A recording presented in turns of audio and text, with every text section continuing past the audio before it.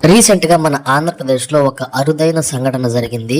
Video పూర్తిగా వింటేనే మీకు అర్థమైద్ది నేను చెప్పేటువంటి విషయాన్ని.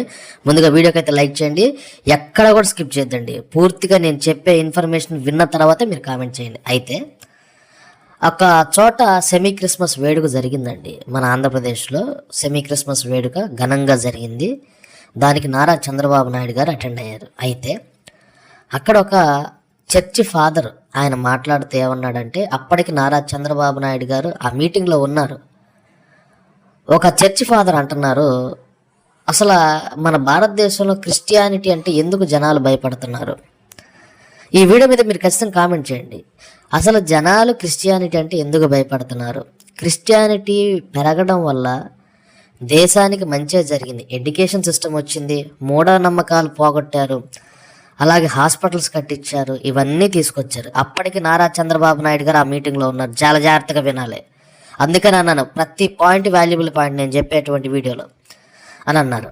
ఇది పక్కన పెడితే మొన్న రేవంత్ రెడ్డి గారు సాక్షాత్ సీఎం ఆయన ఏమన్నారు, అసలు క్రిస్టియానిటీ వల్ల భారతదేశానికి ఎడ్యుకేషన్ సిస్టమ్ వచ్చిందన్నారు. ఎంత పెద్ద మాట అండి అది. వీడియో మీద ఖచ్చితంగా మీరు లైక్ చేయాలి. లైక్ చేస్తేనే ఈ వీడియో కనీసం ఒక 10,000 మందికి 20,000 మందికి షేర్ అయింది. ఖచ్చితంగా వీడియో మీద లైక్ చేయాలి. ప్రతి పాయింట్ వాల్యుబుల్ పాయింట్. ఒక సీఎం మన భారతదేశపు చరిత్రలో క్రిస్టియానిటీ గురించి ఒక అరగంట సేపు, క్రిస్టియానిటీ వల్ల భారతదేశానికి చదువు వచ్చింది, క్రిస్టియానిటీ వల్ల, క్రిస్టియన్ మిషనరీస్ వల్ల భారతదేశం బాగుపడింది అన్నారంటే మన భారతదేశపు చరిత్రలో ఫస్ట్ ముఖ్యమంత్రి అండి రేవంత్ రెడ్డి గారు ఆ మాట అంది.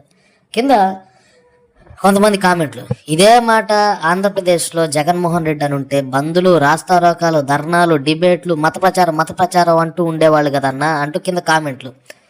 రేవంత్ రెడ్డి గారు అరగంట క్రిస్టియానిటీ గురించి పొగిడితే ఎవరు కూడా మాట్లాడలేదు కదన్నా. మరి ఇదే మాట ఆంధ్రప్రదేశ్లో యేసుక్రీస్తు అని మాట వస్తే వెంటనే మత ప్రచారం అంటూ గోల్ చేస్తారు కదా అంటున్నారు. వాస్తవేనండి.